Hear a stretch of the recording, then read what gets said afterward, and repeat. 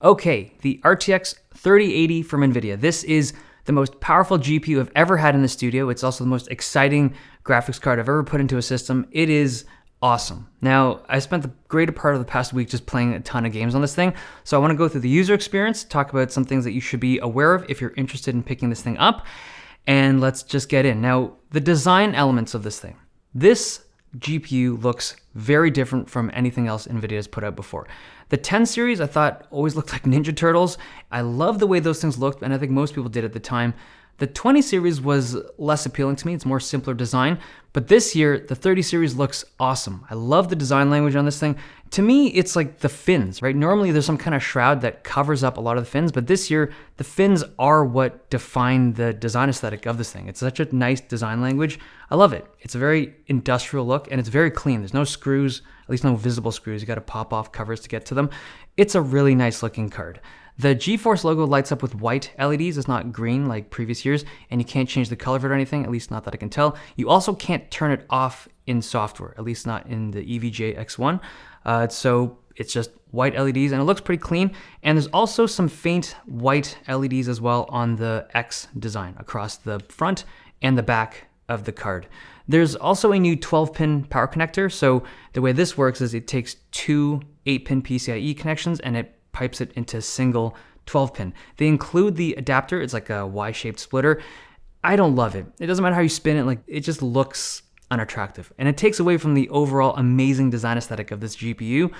But if you want this design aesthetic and you want this, fin-based design language, you got to go for that connection. Okay, let's talk about performance. The RTX 3080 is just so powerful that most games played in 1080p are going to be stupid fast. Like, this GPU only really gets to show off its stuff when it's playing in 1440p or in 4K resolution. And this is all without ray tracing. We'll get to ray trace stuff in a bit. So there are some crazy games like Red Dead Redemption 2 that can be super graphically demanding, like it can fill up the full 10 gigs of video RAM, but in general, 1440p and 4K gaming runs crazy high frame rates on this card. Now, I played both on a 65-inch 4K Omen TV and some regular monitors, but it's just so nice to see this kind of resolution running at super high frame rates, right? You gotta look for it, you gotta stick your face right up to the screen, but yeah, if you're playing on a high resolution display and you like to crank up your graphics settings, this will deliver some super smooth visuals. Now, to use this card, I had to build a completely different system. So this case here, like the Ghost S1, this is where my builds usually go into, right? A small form factor, but this card is a little different. There's 2 or 3 things you need to be aware of if you want to put this thing into your system. Number 1, it's a slightly longer length. So this thing runs at 285 millimeters instead of like the regular 267. So if you have a really small case, this may not fit. This does fit in the Ghost S1 if you are interested. But another issue that I ran into on this thing, the power requirements. So I used to run a 600 watt power supply on my old setups, and you could get away with it. Even the 2080 Ti could run on the 600 watt power supply. This does not. I tried, it chokes. It actually doesn't run at 600 watts. I think you could get away with 650. I wouldn't recommend it, and I ended up going with a regular ATX power supply, like a 750 watt one, but because it was a larger power supply, I had to build into a larger case. So for the people that like to build into small form factor cases like I do, you got to keep that in mind. We'll get into power consumption a little bit at the end, but I want to talk about the fans for a second. The fan configuration on the Founders Edition, the 3080, is quite unique. So it's got 2 fans, one on each side. One is like a cross-through airflow, and then the second fan exhausts out the back. Now, this particular fan configuration I think is good only in cases that have good airflow. Like if you have a small form factor case like I normally like to build in, this cross-through fan can push heat into the system. But if you have a regular case with good airflow, it's a great thermal design. The fans themselves, I really like them. Again, if you have a normal case, they are super quiet, like way quieter than I thought they would be. Number 1, the fans don't need to spin if the GPU isn't particularly hot. So after you boot it, if this thing's around 65 degrees Celsius or lower, the fans are completely still. Like, they don't even move. And it's weird, right? You see this NVIDIA GPU plugged into your computer and it's like, what's going on? Like, is this thing busted? They don't actually spin until they get to a particular temperature. Once it's spinning, it's still super quiet. Like, weirdly quiet for a high-end NVIDIA GPU.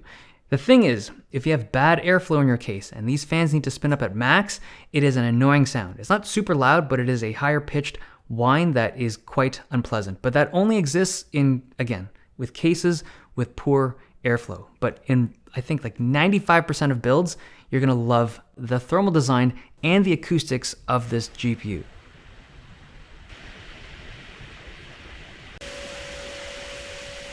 Okay, I want to talk about ray tracing because I think ray tracing is where this GPU really shines. So a couple years ago, when RTX 20 series GPUs first came out, the performance with ray traced games weren't great, especially for the cost of those cards. Even the 2080 Ti didn't have amazing RTX performance.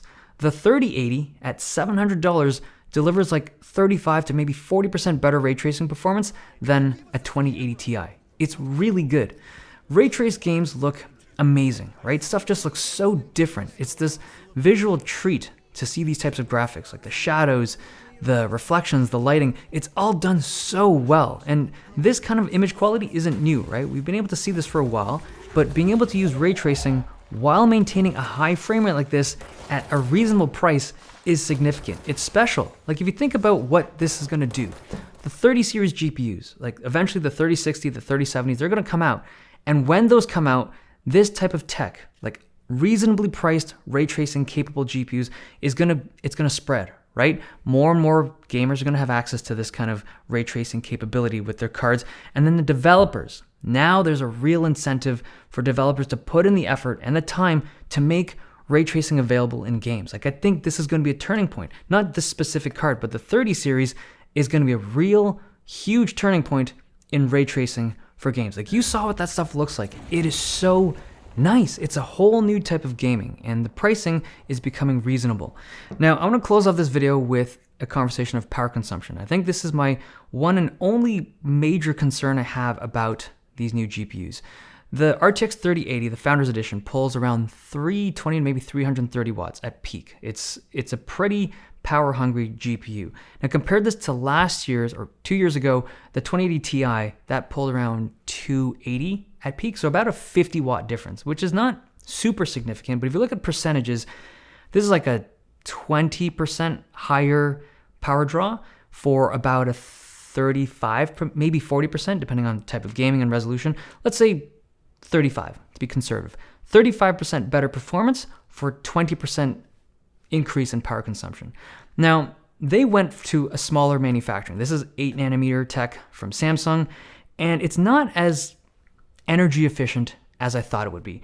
The strength of the 30 series really seems to be lying in its price point. To be able to offer this kind of hardware for $700, or if you go with the 3070, $500, it's something special. Like to have this kind of high resolution, high frame rate gaming, and you can trace some rays while you're doing it, it's gonna last you so many years, right? And so I feel like if you have money and you're looking at this, it's an easy recommendation for me. Okay, hope you guys enjoyed this video. Thumbs if you liked it, subs if you loved it. See you guys next time.